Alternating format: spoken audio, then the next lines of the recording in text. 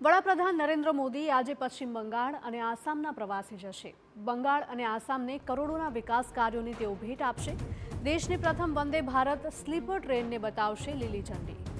હાવડા અને ગુવાહાટી વચ્ચે દોડશે વંદે ભારત સ્લીપર ટ્રેન। તો માલદામાં 3250 કરોડથી વધુના રેલવે અને રોડ પ્રોજેક્ટ્સનો કરશે શિલાન્યાસ। આસામમાં ઐતિહાસિક બોડો સંસ્કૃતિના ભવ્ય ઉત્સવમાં પણ પીએમ મોદી ભાગ લેશે।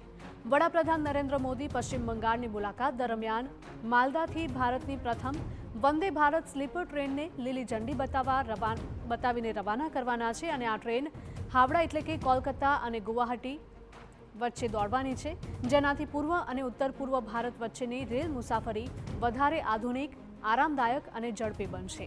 તો આ ઉપરાંત તેઓ 4 નવી અમૃત ભારત એક્સપ્રેસ ટ્રેનોને પણ વર્ચ્યુઅલી લીલી ઝંડી બતાવશે, જે ન્યૂ જલપાઈગુડી અને અલીપુરદ્વારને દક્ષિણ ભારત અને મુંબઈ જેવા મુખ્ય શહેરો સાથે જોડશે।